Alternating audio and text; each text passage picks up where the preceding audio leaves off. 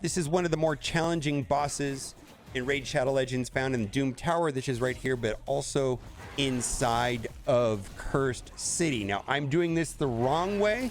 I'm going to move this out of the screen right here, the QR code. 47 minutes. We're going to talk about what I could have done differently and the ways to get through this character and so on. If you haven't done so already, click the link in the description, scan the QR code here on the screen. You're going to get Tayrel and Rector Drath. Also, in the first 24 hours of getting Raid Shadow Legends, you want to use the promo code Monkey King, one word, to get Sun Wukong, and then also log in for 7 days to get Alice. Both of them are amazing characters. Now, some key things about this boss is that you need to destroy max HP. If you destroy max HP, you're going to get more damage. Very few characters have the ability to destroy max AP. And so the best way to do that is by using a destroy set. And so save these destroy sets for nothing else. I don't know if they're that useful anywhere else, but they're very useful against this boss, because once you get through, 10% of their health, you can actually do damage, because there's 90% damage mitigation until you get through 10% of the max health. So that is a super big hassle, right? Super big hassle. The other thing too is if he counterattacks, or if you attack him and you don't have shield, he's going to counterattack and put provoke. And so there's a couple ways around that. And one of them is going to be with the bloodshed accessories, which you get from Clan versus Clan.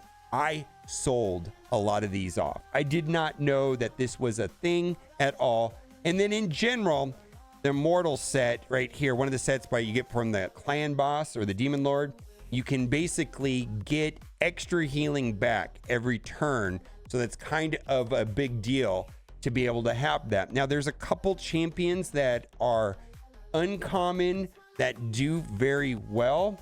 Armiger is an uncommon character, so a lot of people are going to have Armiger, and this guy is actually useful in a lot of places. Now, I do not have this guy upgraded yet, so I'm going to be working on him real quick. And the idea here with this guy is that the boss is going to hit you, and then he's going to put a provoke, right? And then you're going to have to hit back, and you're only going to be able to use a basic. Well, look what he's doing. Decrease turn meter by 30% if the attack is critical. And if he ever gets to do this special, it does damage for target max HP. So a lot of people will equip this guy with not only the destroy set, but also with the immortal set. So that way he's gaining back health every time he takes a turn, and he's eventually destroying the total HP on the character. Once he gets them below 10%, then he's doing more damage, because when the first 10%, you're only doing, it has 90% damage mitigation. So you have to get through that first 10%. And this guy can do that with a destroy set and hanging out long enough. Very good. Now, in Doom Tower, the thing about Doom Tower is that you're going to have to go through waves. So it's kind of hard just to take this guy in solo. But maybe you could do that in Cursed City. Cold Heart is amazing. Cold Heart does max HP damage. My understanding is that the way to approach this is to also use a destroy set. This is a rare that's a void champion, and not only does the A3 ultimate do turn meter reduction, also does damage according to max HP. So destroy set with immortal sets. The Whisper does a ton of damage. Her basic right here shreds them absolutely. Just so much damage on this guy, plus also putting out weaken is very fantastic. And then we got Vergus. So Vergus is a champion that can be very useful against the Scarab King right there. And the idea here is being able to put up shields. So if you can put up shields, and this guy does that, then he's not going to counterattack and get the provoke. Place a shield buff on this champion equal to 10% of the max HP for 2 turns. What if this champion loses 10% or more of their max HP from a single hit? Then also place a 15% continuous heal buff on this champion for 2 turns every time their HP drops below 50%. Metal Shaper, not great in a lot of different places, but will be very good against the Scarab King boss. mostly because of having the ability to place shield on the entire team.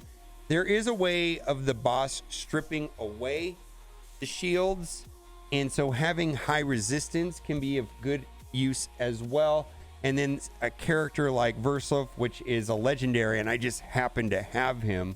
The way that works right there is when he does the basic, he gets a shield buff, so he's not getting counter attacks, because this boss right here is an absolute nightmare. Absolute nightmare. I mean, we'll just go in and look at the boss guide in game, and it kind of just explains why this boss is such a pain. Attacks all enemies, place a 50% decrease attack buff and a 30% decreased speed buff for 2 turns. That's not what's annoying. Place an extra hit on enemies that have no shield. So that's why a lot of the characters we're talking about have some way of gaining shield, or accessory set that gets shield is going to stop this from happening. This extra hit places a provoke debuff for 1 turn. And when the provoke happens, then you're only doing basics, and then it's this horrible loop where you're hitting, he's counterattacking, everybody's getting provoked because it's AoE provoke, right? And then you're getting wrecked. It's absolute nightmare. Attacks all enemies. This is what I'm talking. Place an extra hit on each enemy for each buff on the target. Each extra hit steals 1 random buff from enemies that have no shields. You got to have shields, right? And removes 1 random buff from enemies under shield buffs. Oh boy. Places true fear debuff for 1 turn on enemies who have buffs stolen, and a fear debuff for 1 turn on enemies who have buffs returned. So it's all based on attack. And this is what we're talking about. If he has only had 10% of his HP destroyed, once you get through that first 10%, you can then actually do a little bit more damage. Like, you can only do 10% damage. Now you're going to be able to do 40% damage. It's like you're doing 4 times the amount of damage. And this is why the destroy set is pretty much vital. I don't think there's that many champions. Maybe you have one that does just destroy HP, but this is the main reason why this artifact set is just going to be absolutely vital. The destroy artifact set, you got to have it, or else you're just not going to get them, because then it's not like you can just brute force this guy unless you're reading the destroy sets. So that's going to be the main way to get through, is to have the destroy set, where if you can get through this and actually do damage, and this is why Whisper's pretty important, because Whisper actually wrecks nerds and has big damage. You could do that with the basic attack, not having to worry about the provoke all the time. Kind of a nightmare. And then counterattacks when it hit by an enemy that has no shield buff, and this is the whole problem. And then you're pretty much stuck doing basic attacks. And so teams that have uses with their passives can be of some use. Otherwise, you're just going to be doing basic attacks, and it's a nightmare. And then here are all the things that they're immune. And the tooltips does give some suggestions. Scarab King requires extremely specific teams of champions to overcome. To deal with the provoke spirals, you need high-speed champions that can put up a shield buff on short cooldowns, which is going to be like a champion like Metal Shaper right here, which can place a shield buff on all allies for 2 turns. The value of the shield is proportional to this champion's level, and you can get this down to a low cooldown.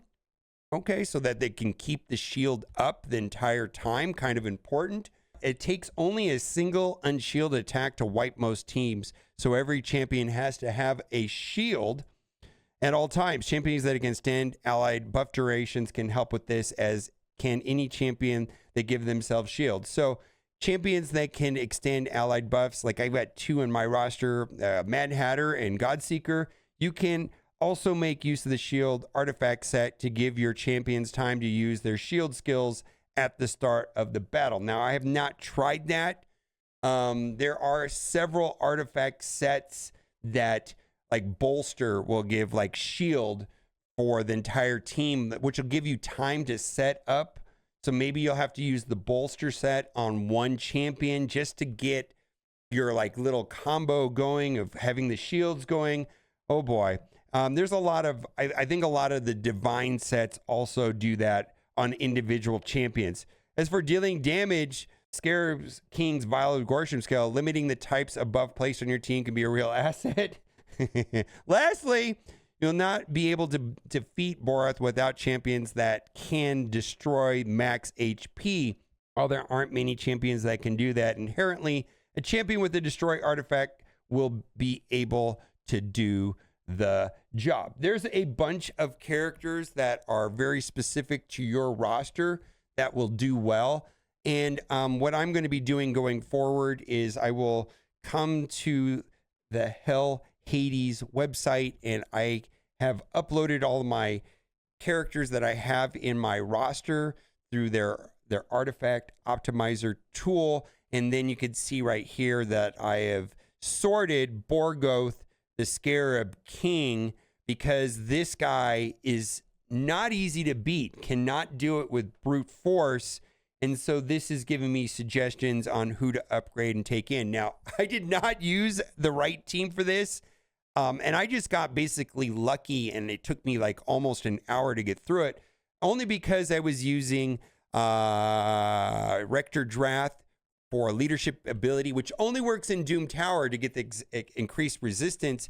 And so I wasn't getting the provoke. Now, that just does not work in Cursed City because Rector Drath's passive, leadership ability only works inside of Doom Tower. And I just was able to like slowly chip away by using characters that have passive heals, so they weren't dependent on using their specials or ultimates, or A2s and A3s as they call it in this game. But I was able to use their passives, like Godseeker. She has a passive revive, so that was saving me.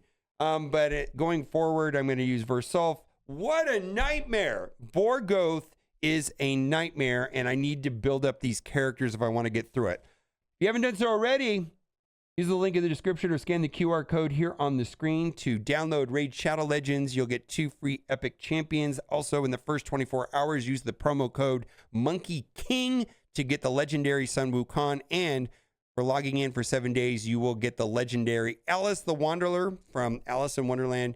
And believe me, she's amazing. All right, let me know what you think in the comment section. As always, thanks for watching. Bye for now.